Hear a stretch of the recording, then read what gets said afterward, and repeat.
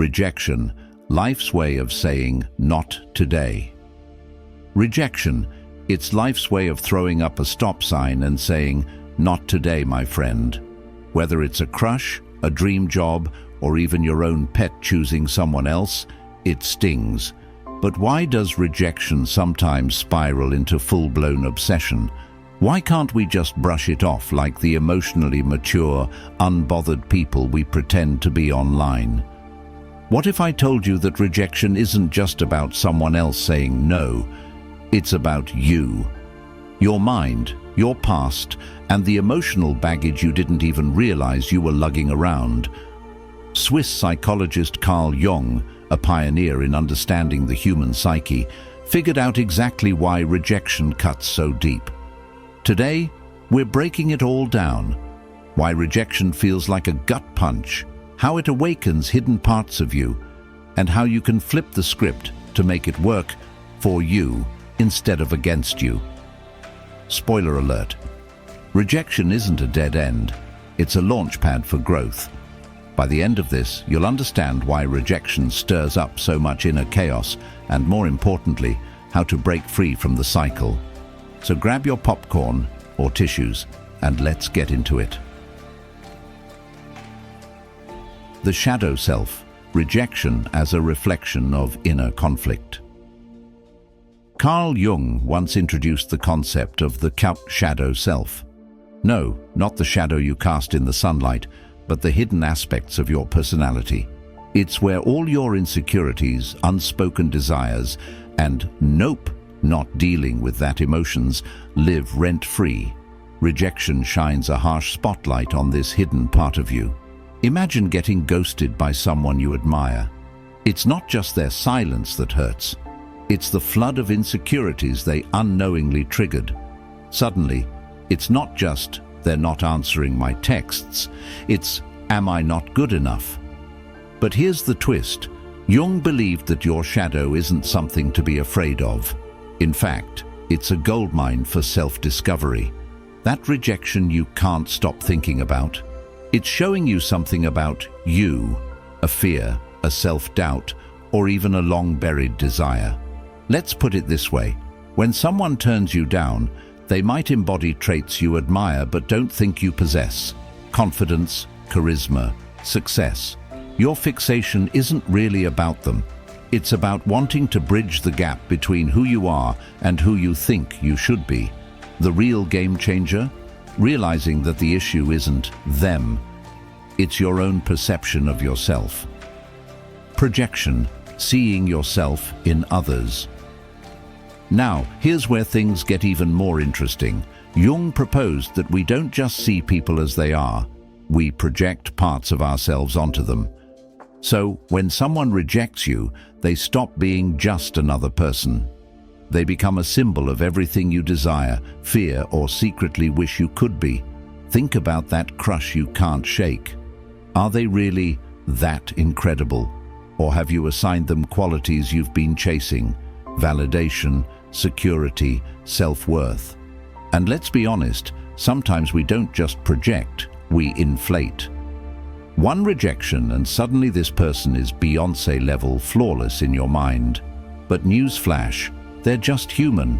Once you start recognizing these projections, you'll see the situation for what it really is. They're not a hero or a villain in your life story. They're just a person who said, "Nah." And that's okay. Archetypes, the anima and animus. Let's take it a step further. Jung believed that deep within us, we carry universal psychological patterns, archetypes, that shape how we experience the world. Two of the most powerful, the anima and animus. The anima is the feminine energy within men. The animus is the masculine energy within women. These archetypes influence who we're drawn to in relationships.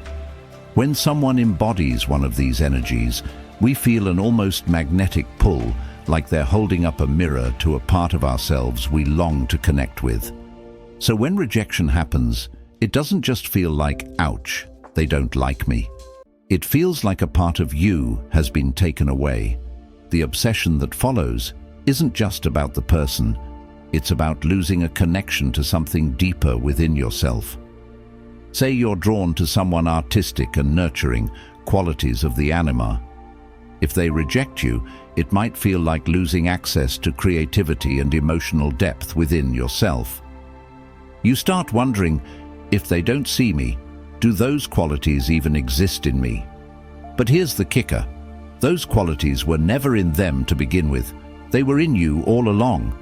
Rejection isn't a loss. It's a wake-up call to embrace the parts of yourself you've been neglecting. Individuation, rejection as a catalyst for growth. Now, this is where Jung metaphorically drops the mic. He believed that life's ultimate goal is individuation, becoming your most authentic, whole self. And guess what? Rejection plays a crucial role in that journey. What if rejection isn't something to be bitter about, but something designed to push you forward? Got turned down for your dream job? Maybe it's the universe nudging you to refine your skills or explore a better path. Ghosted by someone you thought was the one? Maybe it's a push to focus on you, building confidence, self-love, and better boundaries. Sometimes rejection isn't rejection at all. It's redirection. The most powerful thing you can do is shift your mindset. Rejection isn't a setback. It's a setup for your next breakthrough. Why obsession feels uncontrollable? The unconscious mind at work. Ever feel like rejection hijacks your brain? That's because it triggers your unconscious mind, the part of you where unresolved wounds, fears, and desires live. When rejection happens, your unconscious flips a switch, flooding you with emotions that don't just belong to this moment, but to every similar experience you've ever had. The good news: this isn't just random suffering. It's your mind's way of getting your attention. The obsession, it's an invitation to heal. Breaking the cycle, Jung's strategies for letting go. So how do you stop rejection from turning into an endless loop of overthinking? Jung left us some tools. 1. Face the shadow. Ask yourself, what is this obsession really about? It's not about them. It's about the insecurities they exposed in you. 2. Withdraw projections. See the person for who they are, not who your mind has built them up to be. 3. Use active imagination. Try this. Close your eyes and imagine talking to your obsession. Ask it, what are you here to teach me? 4. Embrace individuation. Reframe rejection as an opportunity for personal growth. That door closing, it's just redirecting you towards something better. 5. Seek support. Therapy isn't just for deep thinkers. Sometimes an outside perspective helps us break out of the cycle. Rejection, a shared human experience. Rejection isn't just your struggle, it's something everyone faces. Our culture often romanticizes the never give up narrative. Spoiler, persistence doesn't always equal success. But rejection isn't failure, it's part of being human. In the end, rejection is not your enemy.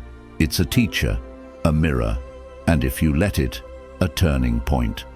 The question isn't, why did this happen? It's, what can I learn from this? If this resonated with you, hit that like button, subscribe, and drop your thoughts in the comments. Your story might just help someone else. Time is directly linked to higher anxiety and depression.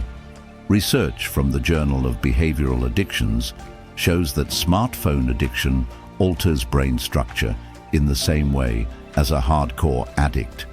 The average person now spends over 6 hours a day on their phone. That's 91 full days per year.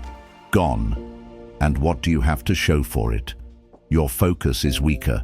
Your willpower is fading. Your energy is drained. And still, you reach for the next distraction. They have programmed you to seek constant pleasure so that you never pursue anything real.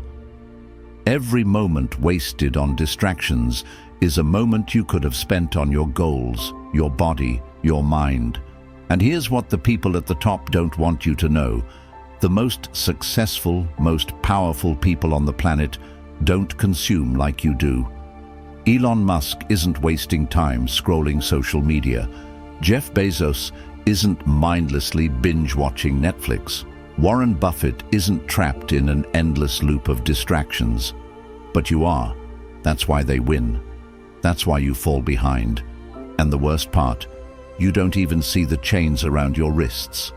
You think you're choosing pleasure, but the truth is, pleasure is choosing you. But there's a way out, a way to break free, rewire your brain, and take back control of your life. And in the next section, I'll show you exactly how to do it. But first, ask yourself, are you a consumer or are you a creator?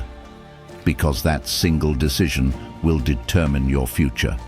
Comment below, I choose power over pleasure, because what comes next will change everything. You finally get what you want, a new phone, a dream vacation, a big achievement. You feel excited, fulfilled, like this is it, like you finally made it. But then something happens. The excitement fades. The feeling wears off. You're back to normal. And now you need something else, a bigger hit, a new goal, a new desire. This is not a coincidence. This is the hedonic treadmill, the biological trap that keeps you chasing pleasure, but never actually reaching it. Modern society has weaponized this against you. Every product, every platform, every system you interact with is built to keep you running on this treadmill, to make you believe that happiness is always just one purchase away, just one more achievement ahead, just one more dopamine hit beyond your reach.